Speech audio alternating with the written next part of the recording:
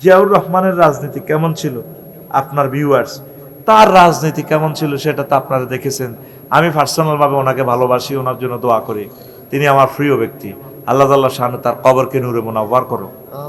বুঝছেন, এই বাংলাদেশের স্বাধীনতা 7 নভেম্বর চিন্তাই হইতে লাগছে। তিনি সিপাহী বিপ্লবের মাধ্যমে আল্লাহর রসক সমতে এই বাংলাদেশের স্বাধীনতা যতবার চিনতে হবে, 71 সালে চিন্তা হইতে লাগছে পাকিস্তানিরা মুক্তি সেনারা নিয়ে আসছে, আবার জিয়াউর রহমান নিয়ে আসছে। তৃতীয় স্বাধীনতা হইলো আমাদের 5 আগস্টের সোনামণি যুবক সমাজের কথা, ঠিক কিনা? আমি তিনও পার্টিকে সেম ভালোবাসা দিই। তার রাজনীতি ছিল ভালো। আফসারি আলেমই বক্তৃতাদের, আফসারি ফলা মাইয়া যদি আলেম না হয় ওয়াজ দেয়, এতে রেখে দাওয়াত দিব আর ফলারে। এমবিবিএস এর ডাক্তারের যে রুগী, তাহলে তার ছেলে মেয়ে যদি ডাক্তার না হয় তার কাছে রুগী যাইব? বুঝলেন, কাঁড়লে গছি তরমুজে মারিও না, বুঝছেনি? এই জন্য কার সাথে কারে মিলাও। জিয়াউর রহমান আমাদের সকলের শ্রদ্ধাভাজন, তার জন্য দোয়া করা আমাদের আবশ্যক। তিনি সফল রাষ্ট্রনায়ক, যে উন্নয়ন চিন্তা করে গেছে। ডাক টিকিটে ছবি কত বছর আগে দিয়ে দিছে, দেখছে এই ফিলিস্তিনকে কিভাবে ভালোবেসেছেন। সকল মানুষেরকে তিনি ট্রেনিং এর আওতা নিয়ে আসছেন। আমি 4 বিষয়ে মাস্টার ডিগ্রি পাস, একটা রাইফেল চালাইতে পারি না, তো এই ফাঁস দিয়ে কি হইব? তৃতীয় মহাবিশ্বযুদ্ধের জন্য ফরাশক্তি আমাদেরকে আক্রমণ করলে সকল লোক সৈনিক হইতে হবে। রাশিয়াতে সকল নাগরিক সৈন্য ট্রেনিং দিয়ে দিছি। এই জিয়াউর রহমান সকলকে ট্রেনিং, আমাদের যুদ্ধ হইবে পার্শ্ববর্তী রাষ্ট্রের লগে, আর আপনি আতাত করেন না, এটা কিতা কার লগে কারে মিলা? সেই তার হাতের গড়া সোনার সৈনিক সালাউদ্দিন কাদের চৌধুরী ছেলের হুমাম কাদেরের কয়, আব্বা তুই কেমনে বিশ্বাস করছো? তা আমি বুঝি ক্ষমা প্রার্থনা করবো এই রাষ্ট্রপতির কাছে। এ 6.5 ফুট তোর আব্বা, মাথা নোয়ানোর মতো নবেটা। এগুলো হলো সফল ব্যক্তি। আল্লাহ তুমি তাদের সাথে আমাকে হাসর করাও। তুই কার লগে, দালালের লগে কারে মিলাস বেড়া? কির কাছে কি লাখ টাকা, যে জামাইয়ের কাছে লাখ টাকা, হন মরা জামাইয়ের কাছে লাখ টাকা। জি মেজর জিয়াউর রহমানের মতো হও দেশপ্রেমিক, কথা ঠিক না? বাতিলের সাথে কোনো আপোষ নাই। কত ভালো মানুষ জানোস, আলেম ওলামারে কাছে রাখতো। আর তোরা অনেক আছে আলেমেরে খারাপ লাগে, স্লিপ ভরি দেশ হুজুরে রে, যাতে হুজুরে হেন্নে যাতে কয়। ও ডাকা ওয়াজ একখান আছে শুক্রবারে, কই যেন আগে মকাইব, আগে আগে স্লিপ ভরি দেয়ার লাগছে। চন্দ্রগুঞ্জ দিন না দৈর্ঘ্য বলা কুড়ুর মঞ্চের ভিত্তি কুড়ুর মারি দিছে, টার্গেট লই এসে মাহফিল পণ্ড করি পাল্লাই। মেজর জিয়া আউলিয়া কেরাম ওলামায়ে কালামের কলজাত লইলে চলতো, সব সময় ভালোবাসতো। অদ্বিতীয় মহামানব বেড়া আমার এই জমিনের, আমিন কবে না? আল্লাহ তাকে কবুল করো, তার খেদমতকে কবুল করো, তার সাথে আমাদেরকে হাসর করাও। সমাজ কর্তৃক আয়োজিত সেনবাগ নোয়াখালী বার্ষিক তাফসীর কোরআন মাহফিলের সম্মানিত সভাপতি, এই এলাকার মাটি মানুষের হৃদয়ের ধন আমাদের সম্মানিত মুস্তফা মোহরি ভাই, বিশেষ অতিথি আমার ফিরোজ আলম ভাই, সমাজসেবক কালারাইতা দারিদ্র বিমোচন সংস্থা শিক্ষানুরাগী আমার প্রিয় ভাই, আরো অন্যান্য অতিথিবৃন্দ, ফর্দার আলেন, আমার আম্মাজিরা, প্যান্ডেলের ফাঁক ফোঁকরে লুকিয়ে থাকা ছোট সোনামণিরা, মিডিয়ার ভাইয়েরা, দূর পৃথিবী থেকে অনলাইনে যারা অনুষ্ঠান দেখছেন, অনাগত ভবিষ্যতে যারা দেখবেন, বিভিন্ন ধর্মের ভাই বোনেরা, প্রত্যেকের প্রতি আন্তরিক মোবারকবাদ। আজকে এই বরকতপূর্ণ প্রোগ্রামে আমরা আসতে পেরে খুশি না বেজার? আমার পূর্বে আমার আব্দুর রহমান জামি ভাই কথা বলেছেন, আরো কথা বলেছেন আমার প্রিয় বন্ধু মাওলানা আল আমিন আনসারী, অনেক কষ্ট করছে আমার ভাই, অনেক কথা বলছেন, কালেকশনও করছে কষ্ট করে। আমার ভাইয়ের কণ্ঠকে মহাগ্রন্থ আল কোরআনের জন্য আল্লাহ কবুল করুন। প্রিয় বন্ধুরা, তা আমি 50 মিনিটের মতো কথা বলবো, আপনারা চাইলে আরো বেশি দিব যদি আল্লাহ আমার শরীরটা ভালো রাখে। আপনাদের উপরে এটা স্বাধীনভাবে দিয়ে দিলাম। তা আজকে আমি দুনিয়ার ধোঁকা নিয়ে কথা বলবো। কি নিয়ে? আমরা দুনিয়াতে আসবার আগে কোথায় ছিলাম? রূহের জগতে। মাশাআল্লাহ, আলমে আরোহা। এই এখন আসলাম আমরা কোথায়? দুনিয়ায়। এখানে কি চিরদিন থাকতে পারবো? ইচ্ছায় অনিচ্ছায় আমাদেরকে চলে যেতে হবে। এই জন্য আল্লাহ বলছেন ওয়াইলাইহি তুহশারুন, মাজুলের শিখে যেতে হবে তোমরা তার কাছে। তারপরে ওয়াইলাইহি ইউরজাউন, তোমরা তার কাছে ফিরতে হবে। মানুষ আইতে চায় না, আল্লাহ কোন আইন লাগবো, তো এই দুনিয়াতে শ্যানবাগে যা আছি 60-70 বছর, এরপরে কবর আলমে বারজাখে 40,000 বছরের মতো থাকতে হবে আমাদেরকে।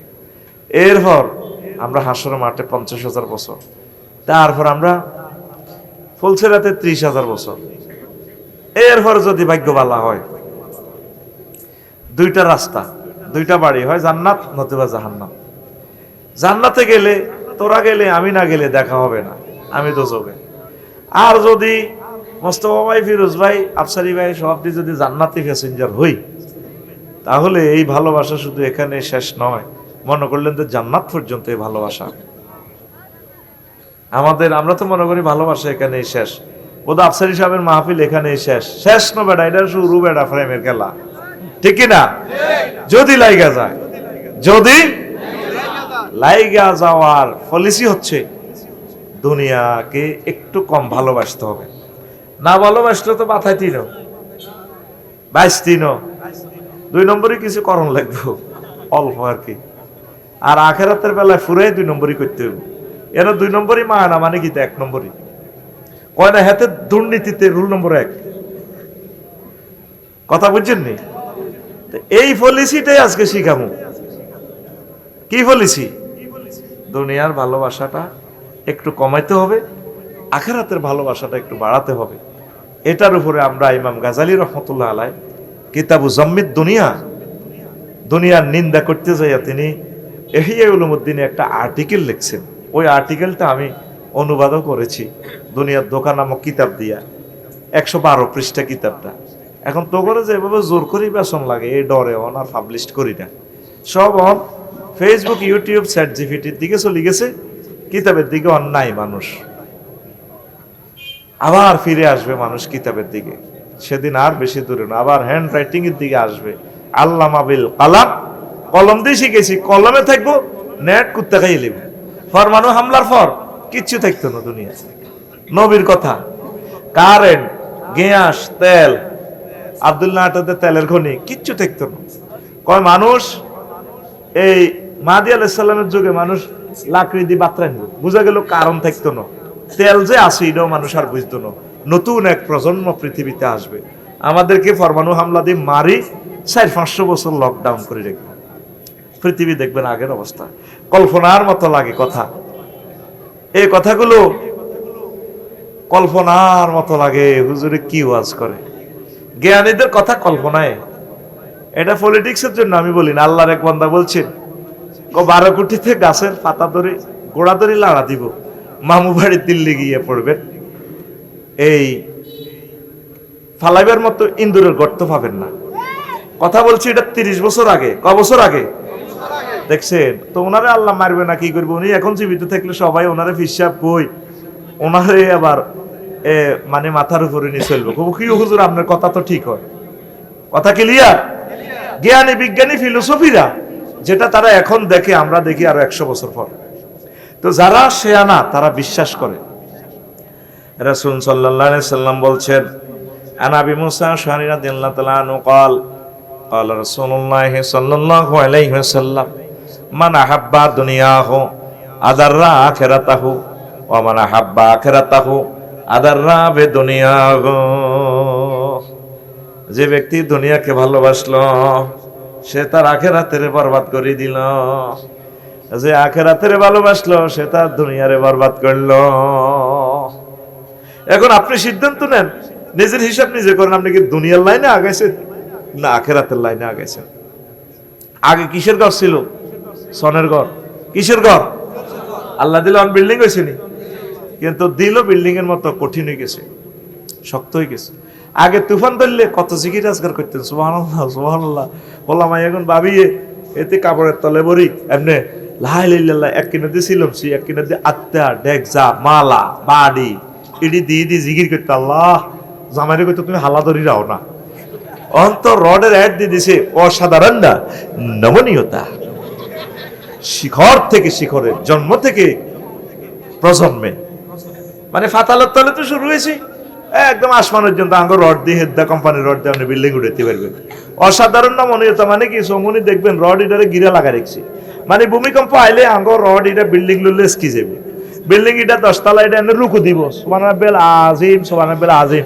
ভূমিকম্প শেষ, সামি আল্লাহু লিমান হামিদা কই আপনার বিল্ডিং দাঁড়িয়ে যাবে। কিসের কেরামতিতে? আমাদের রডের কেরামতিতে। 5000 ভোল্টেজ দিয়ে এটা নির্মিত সুরক্ষা প্রজন্মের জন্য গড়ে তুলুন। সিটারির একটা শেষ আছে তো মাত্রা।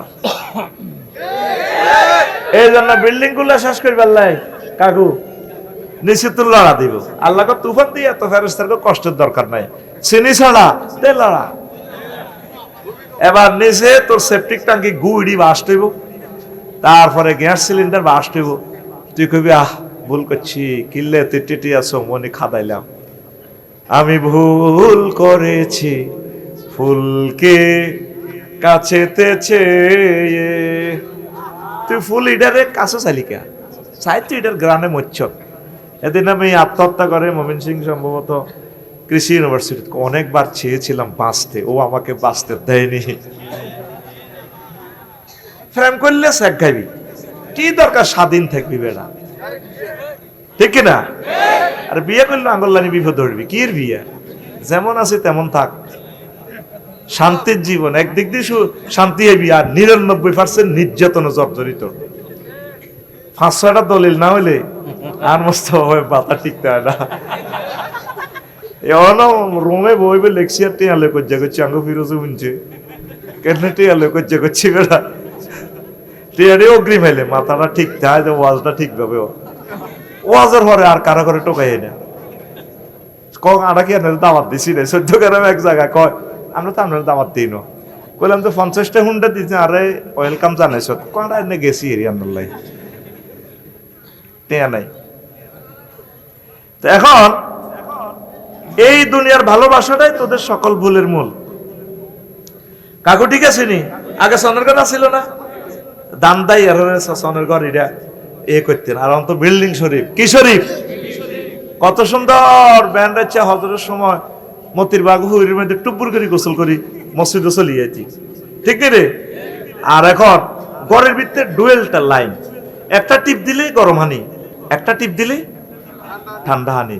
তুই গরম হানি দিয়ে অজু করি নামাজটা পড়বি, নাই মসজিদ গুলো খালি। তাহলে কি আপনি দুনিয়ার লাইনে আগাইছেন না আখেরাতের লাইনে আগাইছেন? কেন দুলাল ভাই আরো বাইরে যারা আছে ঠিক আছে নি, দুনিয়ার লাইনে আগাইছেন না আখেরাতের লাইনে? এই কথাটাই নবীজি কয়।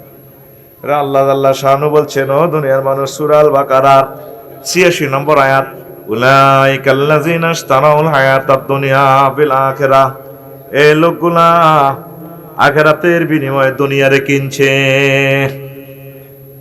ফালা ইউখাফফাফু আনহুমুল আযাব, যারা আখিরাতের বিনিময়ে দুনিয়া কিনছে তাদেরকে শাস্তি কম দেওয়া হবে না। ওয়ালা হুম ইউনসারুন, তাদেরকে সাহায্য করা হবে না।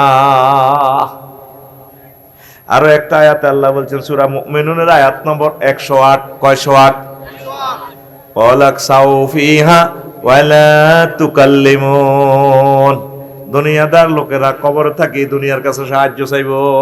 পুত্রে এক কপি কথা কেন সারে, দুনিয়ার তো বহুত কিছু আছে দেশা। এরপরে কত রকমের দুনিয়ার কাছে সাহায্য চাইবো। আমি মন্ত্রী আছিলাম, এমপি আছিলাম, আমি প্রধানমন্ত্রী আছিলাম, রাষ্ট্রপতি আছিলাম, আহা কিছু সেনাবাহিনী টেনাবাহিনী বাড়াই দাও না, ফেরেশতারা মারবো আর কেউ চুপ মার চলবো, কথা নাই। ওয়ালাক সাউ মানে তোমরা উপর হয়ে পড়ে থাকো, ওয়ালা তুকাল্লিমুন কথা নাই। এ কালার ফায়ার আল্লাহ হইতে পারে, ফেরেশতারা হইতে পারে, মার চলবে কথা নাই, চুপ। কার কাছে সাহায্য চাস? সাহায্য চাইলেও বিপদ। যেগুন আফার কাছে পাসপোর্ট জমা দিছে, কানাডা যাইব কই, এইগুলো ধরা কথা ঠিক নেই। আর সাহায্য কে কারে করবে? সব একদল হয়ে গেছে। এটা কাউকে ক্রিটিসাইজের জন্য বলি নাই, যে আল্লাহ ওয়ালাহ কোরআন ওয়ালাহ, এই গ্রহে তোর প্রিয় বন্ধু হচ্ছে মহাগ্রন্থ আল কোরআন। সুবহানাল্লাহ আমি পড়ি কেমন? আরো জোরে সুবহানাল্লাহ। এই মিনাল জিন্নাতি ওয়ান নাস, এই আয়াতটার পরে একটা দোয়া আছে,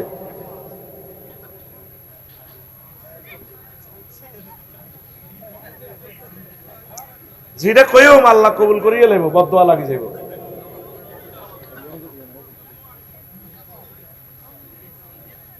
যেটা কইম আল্লাহ আল্লাহদের মুখে আল্লাহর হাত থাকে। ক্যামেরাগুলা চালু, এখন একটা সেকেন্ড কথাটা আমরা ক্যাট আপ করলে সারা ওয়ার্ল্ড আমাদের থেকে মাহরুম হবে ওয়াজ থেকে। যেন কজনে ওয়াজ শোনো ফজর পর্যন্ত, ফজরের ভিতরেই আমাদের 10 কোটি লোকে আমাদের বয়ান শুনে ফেলবে, ওদেরকে দেখে ফেলবে ইনশাল্লাহ। আমিন। ডিস্টার্ব করিও না, কাবজাব করিও না, চুপচাপ মৃত মানুষের মতো পড়ে থাকো। প্রিয় বন্ধুরা, প্রিয় বন্ধুরা,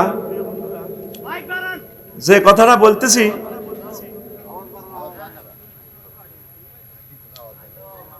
আমাদের মাহফিল কি বন্ধ হবে? বন্ধ হবে না। ইবলিস একটা চান্স লয়, সে আমাকে চেনে, কারণ সে মাহফিল আর বন্ধ করতে পারবে না। মাহফিল রানিং, মানুষের সুরত ধরে সে আসবে। নির্ঘাত আল্লাহ এবং রাসূলের দুশমন আসছে, কিন্তু নেককারের বেশে। পাওয়ারটা আমি সেট আপ করে দিয়েছি ফোলাটার দমকাই। সে আমাদের 1000 কোটি মানুষদের থেকে সে হায়াত থেকে সময়টা নিয়ে গেছে, দেখছেন? জীবন্ত আল্লাহ এবং রাসূলের দুশমন তাকে ছাই নেবেন। তার কথা মাইক বেলে বাড়ে আর কমে। কত এই সমস্ত লোক, এগুলোর কন্ট্রোল কেন করেন না? এরা তো আমাদের সকল লোকের দুশমন। এই ছেলেটা